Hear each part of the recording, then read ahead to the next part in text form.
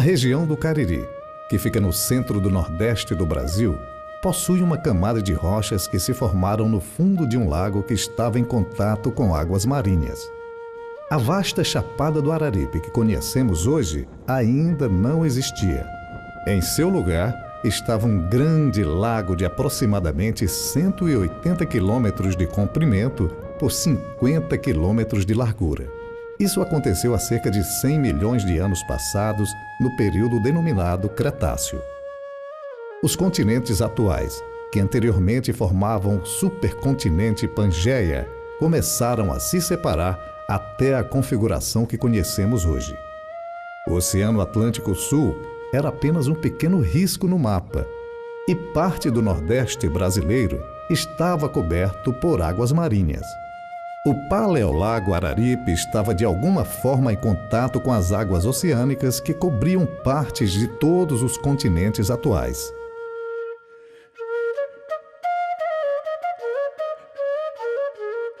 Essa situação produziu na bacia do Araripe fósseis impressionantes, como mostra o primeiro relato feito pelo tenente naturalista João da Silva Feijó, que passou pelo Cariri cearense em 1800. Remeterei ao meu governador uma coleção de petrificações de peixes, as mais curiosas e raras que jamais a meu ver se iam encontrado, e que por isso merecerão a atenção dos amadores da história natural. Pois, sendo constante entre os naturalistas, jamais se podem petrificar as partes moles e musculares dos animais, nota-se aqui o contrário. Vê-se imensos peixes inteiramente convertidos em cristal espatoso e envolvidos em massas de pedra calcária. Tenho encontrado esta petrificação espalhada por cima da terra da serra, que demora entre a Missão Velha e o lugar chamado dos Milagres, no engenho da Gameleira. Espero ter a satisfação de remeter a Vossa Excelência brevemente. Ceará, 11 de dezembro de 1800, João da Silva Feijó.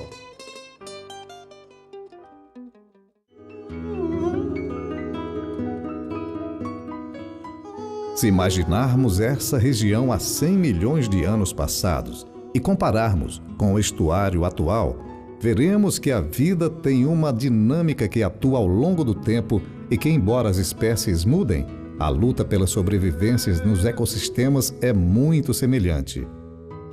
Água de rio, em contato com o mar, produz condições favoráveis para umas espécies e desfavoráveis para outras. No entanto, a variação da salinidade da água, as faixas de areia e de argila que mudam constantemente de lugar, obedecem à mesma dinâmica.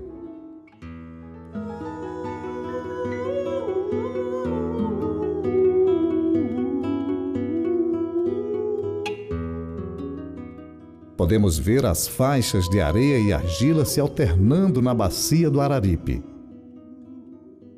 Mas a presença de conchas de equinodermas, seres exclusivamente marinhos, é que traz a certeza que a região do Araripe já esteve coberta por um mar cujas águas estavam sobre o continente.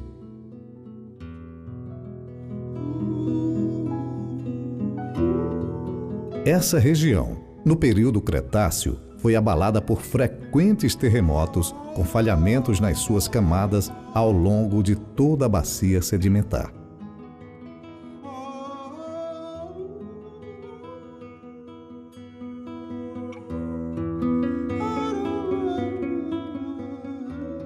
Tomando como base um estuário atual, podemos fazer inferências de como era o Araripe quando os sedimentos da formação Romualdo estavam sendo depositados há cerca de 100 milhões de anos passados.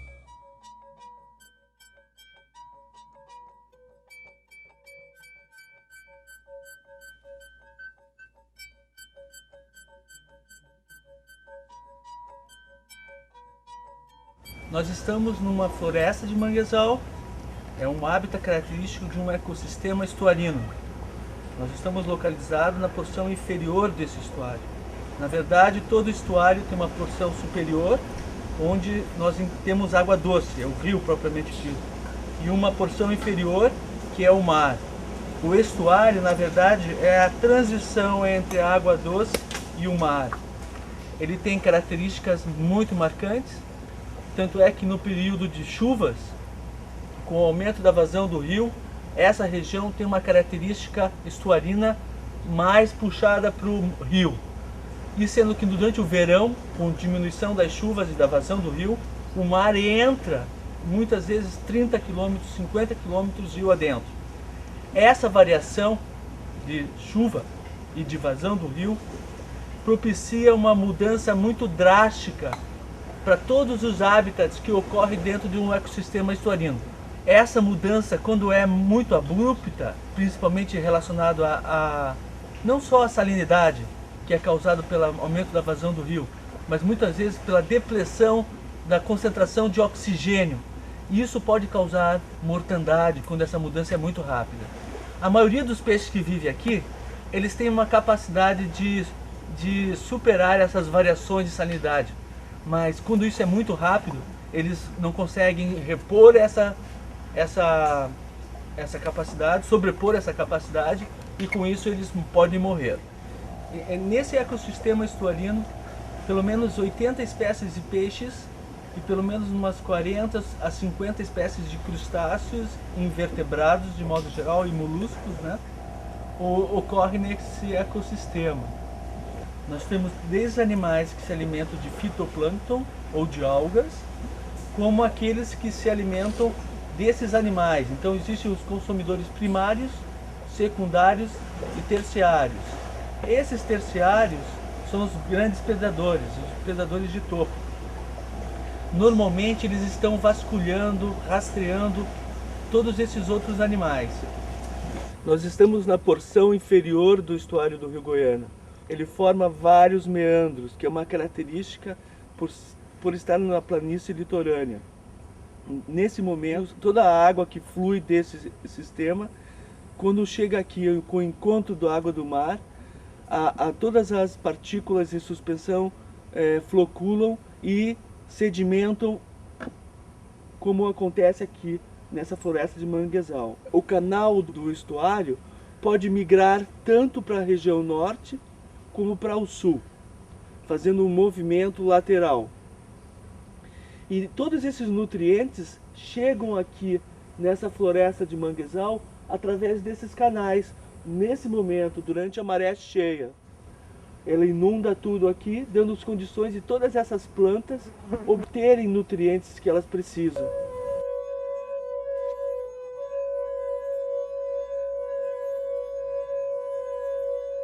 Também no Paleolago Araripe, essas variações de salinidade e temperatura da água causavam mortandades.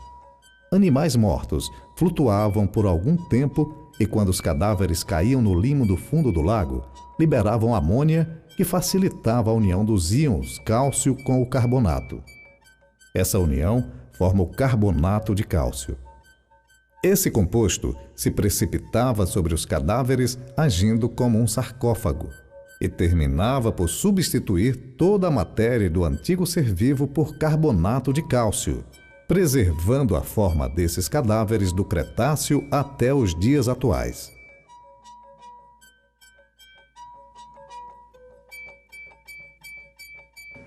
Para a paleontologia, uma das principais unidades é conhecida como formação Romualdo, e ela é importante por vários motivos. Entre eles está o fato de que você tem uma quantidade tremenda de fósseis. São peixes, são dinossauros, são pterossauros, são plantas, demonstrando todo um ecossistema que existia naquela região. E entre os destaques de fósseis que você ali encontra estão os pterossauros, que também são conhecidos como répteis voadores. E o destaque desse material nessa região é o fato dos ossos estarem preservados tridimensionalmente. Ou seja, você tem praticamente compactação nenhuma, o que faz com que o pesquisador possa estudar em detalhe a anatomia desses animais.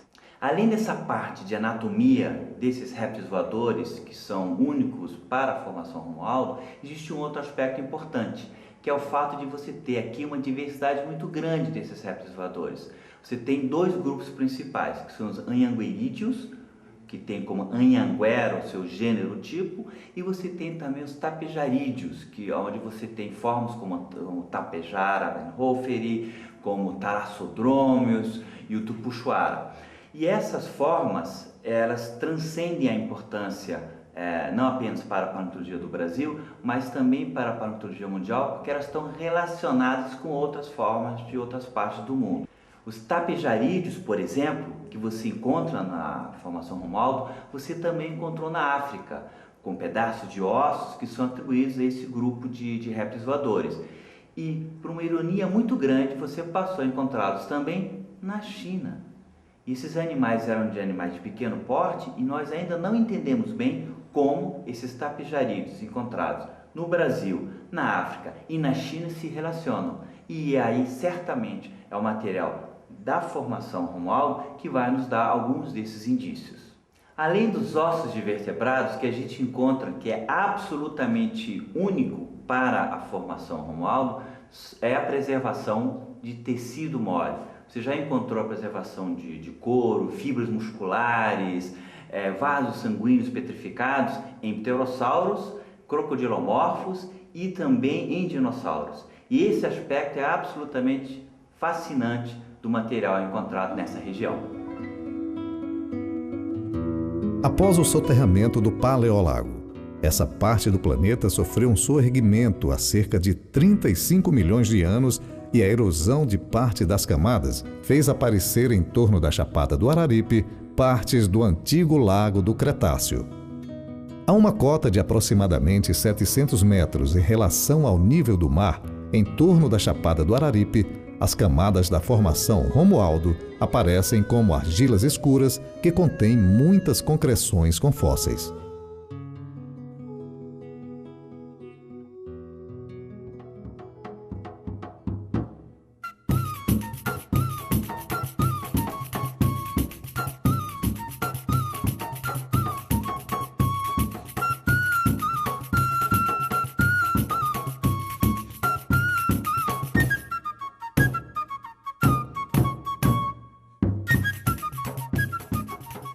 É necessário procurar o nível correto da assembleia fossilífera para marcar o ponto de escavações.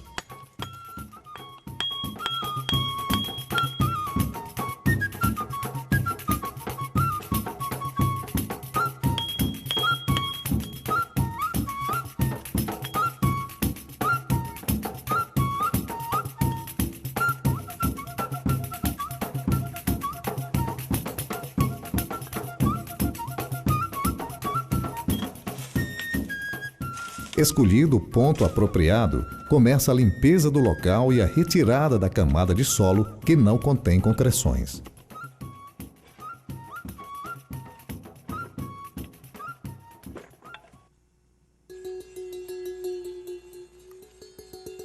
Os sedimentos depositados na bacia do Araripe ao longo de 400 milhões de anos formaram uma coluna estratigráfica de mais ou menos 1000 metros de espessura.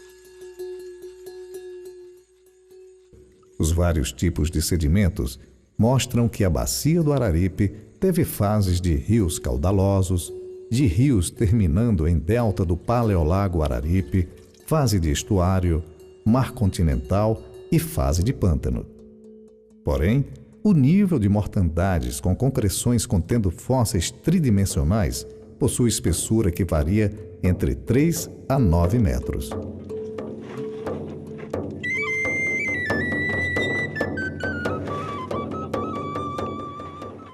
Estamos aqui no Parque dos Pterossauros.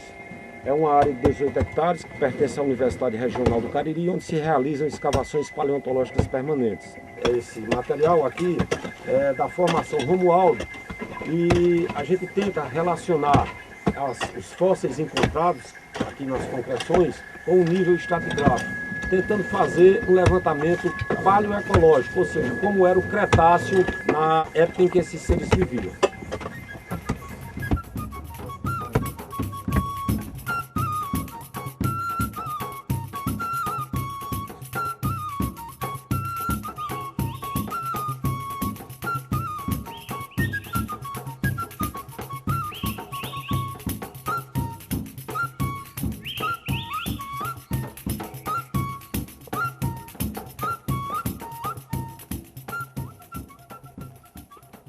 À medida que a argila formando folhelhos vai sendo retirada, muitas concreções vão aparecendo em níveis horizontais.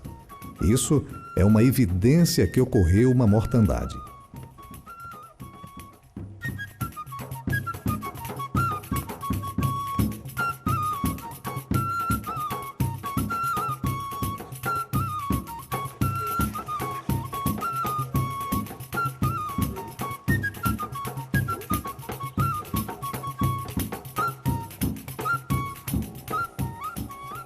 Quando se chega a um nível de concreções, cada uma delas é numerada. São feitas medidas em comprimento, largura e altura, que serão utilizadas em dados estatísticos. É tomado o azimute, ou seja, o posicionamento da concreção em relação ao norte. Essas medidas servem para a identificação de paleocorrentes. Depois, as concreções são abertas para a identificação do seu conteúdo fossilífero.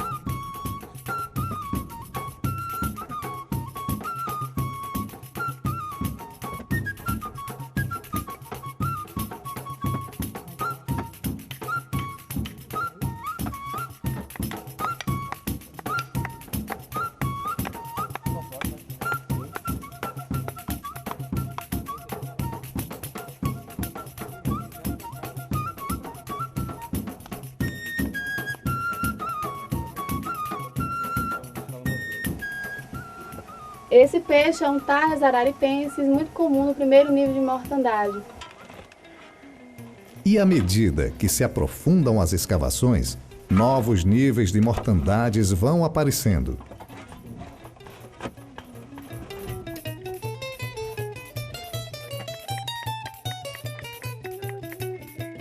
A partir dessas escavações, ao longo da bacia do Araripe, foi possível identificar 7 grandes níveis de mortandades, com uma média de aproximadamente 5 fósseis por metro cúbico de sedimento retirado. Foi também identificada uma fraca corrente com direção noroeste-sudeste do Paleolago Araripe, na época que ocorreram essas mortandades. A partir das espécies identificadas e as características das rochas onde os fósseis estão preservados, alguns aspectos do ambiente podem ser revelados.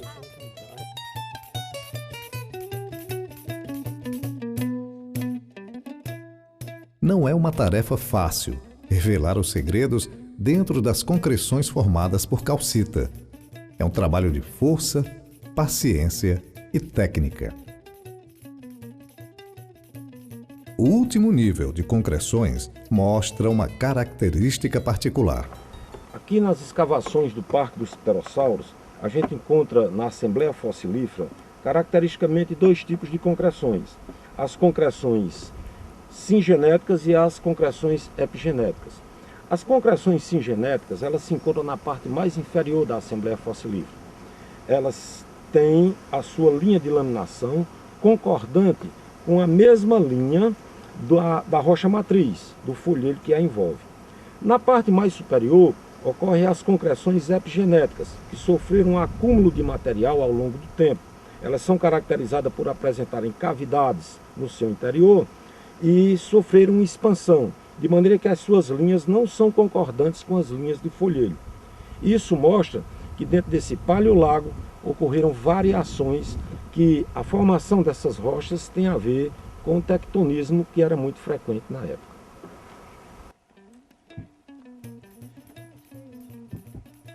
Em alguns níveis, ocorrem impressões de peixes e plantas nos folhelhos de forma desordenada. 2 hipóteses podem ser levantadas. Ou as condições do lago não eram favoráveis para a formação de concreções, como, por exemplo, a indisponibilidade de íons cálcio ou carbonato solvido na água, ou a temperatura do fundo do lago estava baixa, a um nível que a velocidade das reações químicas não acompanharam a sedimentação das argilas sobre os cadáveres.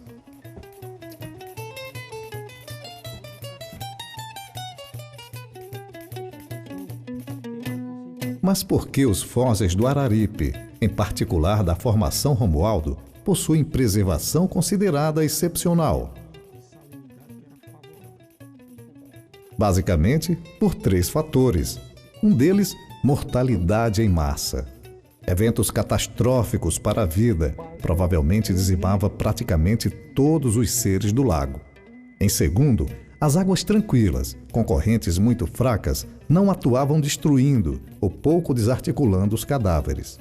Em terceiro, a falta de seres detritívoros para consumir os cadáveres permitia que as reações químicas no fundo atuassem no processo de fossilização.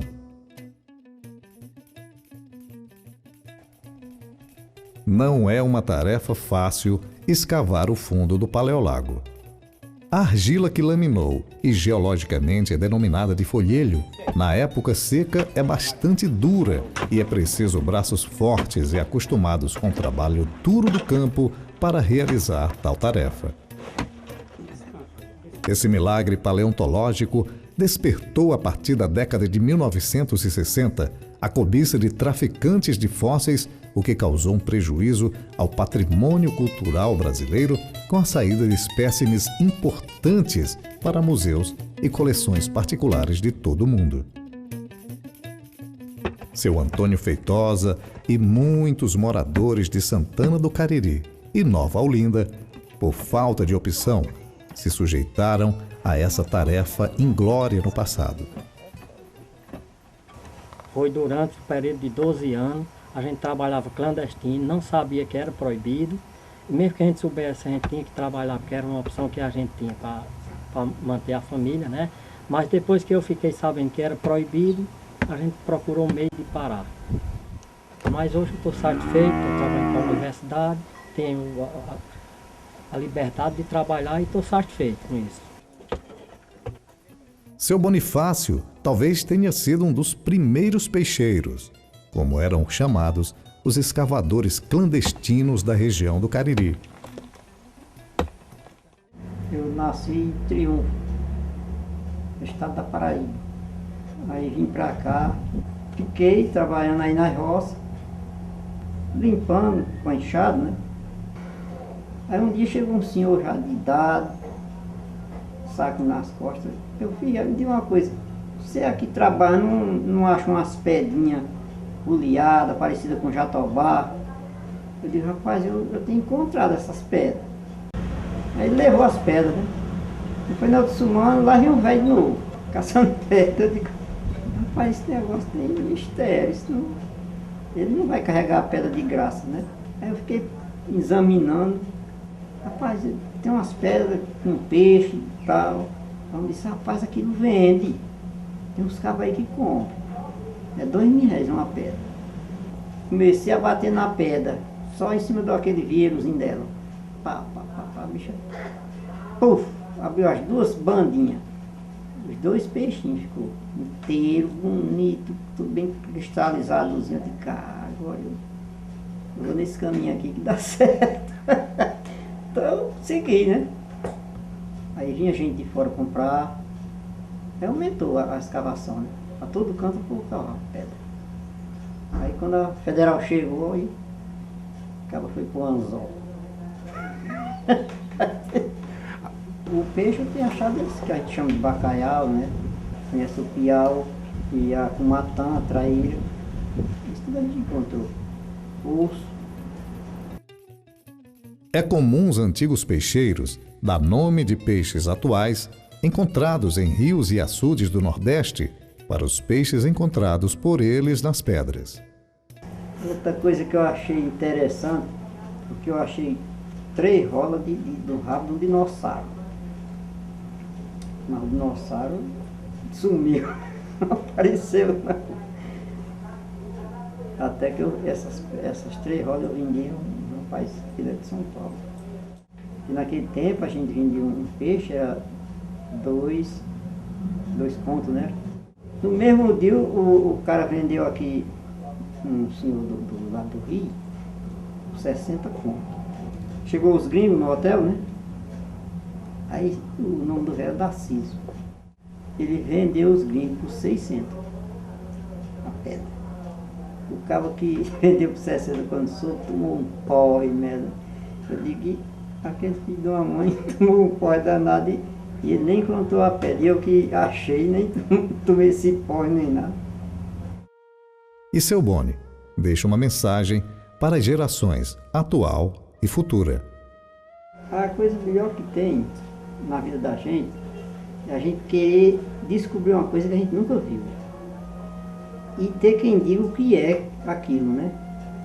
E só descobrir já é muita coisa.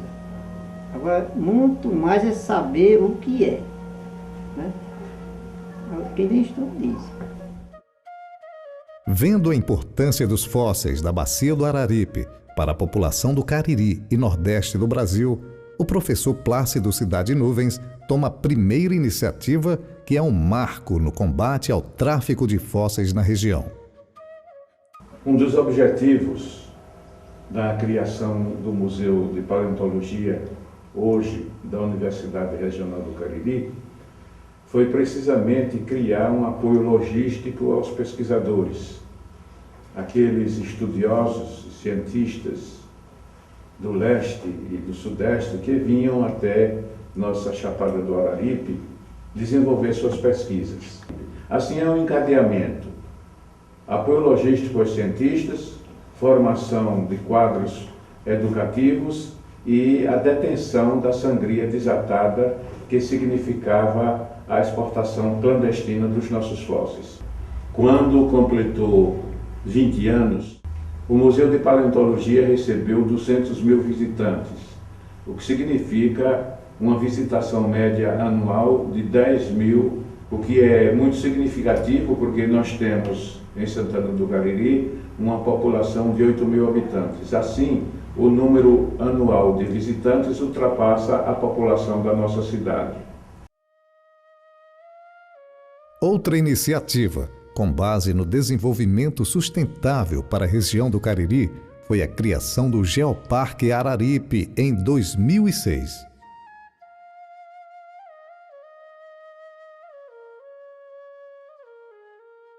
O Geoparque Araripe compreende uma dupla dimensão: a do território, que envolve 6 municípios da região do Araripe e que manifesta suas características naturais de modo relevante: a geologia, a paleontologia e os aspectos culturais. A segunda dimensão do Geoparque Araripe, que merece relevância, é como uma estratégia de desenvolvimento regional.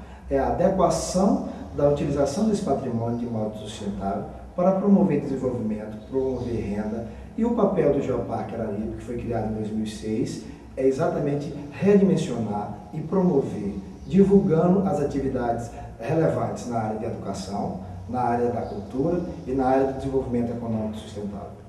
O programa Geoparque nas escolas são atividades que as crianças desenvolvem junto com os professores, com os monitores nossos do Geoparque, em que a gente apresenta ou faz oficina de teatro do boneco.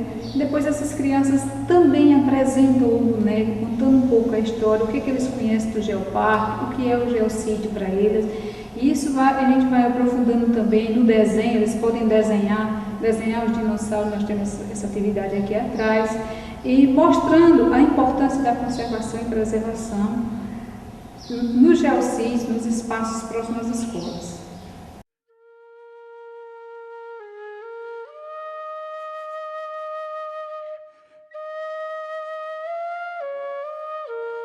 O padre Cícero Romão Batista, santo aclamado pelo povo nordestino, vaticinou que as pedras do Cariri um dia virariam pão. Não sabemos se ele se referia às pedras de peixe, como são chamados os fósseis das concreções.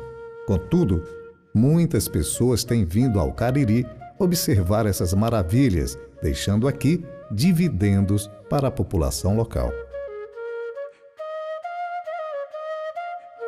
Na Assembleia Fossilífera da Formação Romualdo, desde 1841, quando Luiz Agassiz descreveu o primeiro peixe fóssil das Américas, o Rhacolepis buccalis, já foram descritos até 2010 21 espécies de peixes,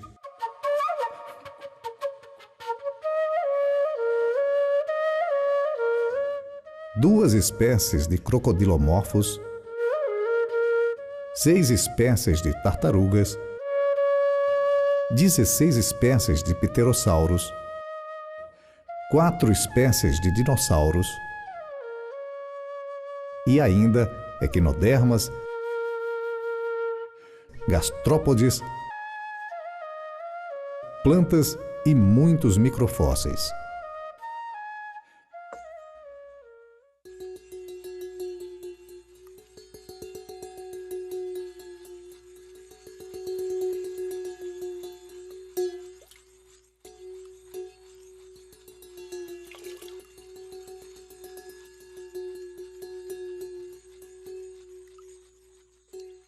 Ao longo de 3 bilhões e 500 milhões de anos de vida na Terra, ocorre diariamente uma batalha para as espécies se adaptarem ao ambiente que está em constante mudança.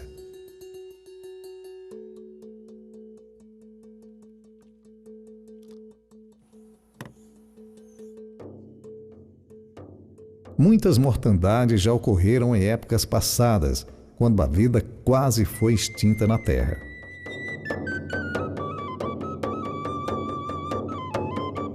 Muitos grupos de seres vivos que dominaram céu, água e terra desapareceram.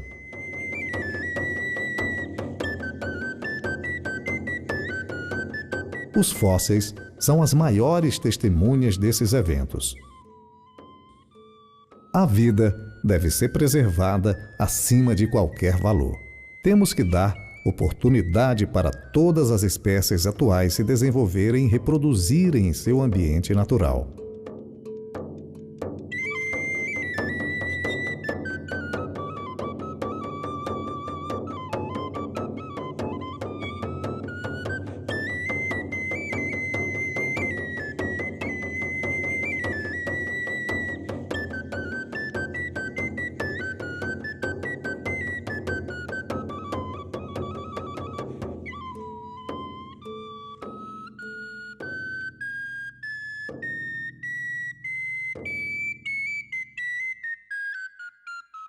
Contudo, os fósseis singulares da formação Romualdo, um milagre paleontológico, devem ser vistos com admiração apenas em museus com acesso para todos e centros de pesquisas, jamais em fechadas coleções particulares. Devem ser estudados para nos ajudarem a entender o que se passa na dinâmica da Terra no momento atual e nos ajudem a planejar o futuro, caso passemos por situações semelhantes às que ocorreram no passado. É sempre bom lembrar que os eventos naturais geralmente são cíclicos. Conhecendo a dinâmica do planeta no presente, bem como no passado, estaremos prontos a garantir a existência da vida na posteridade.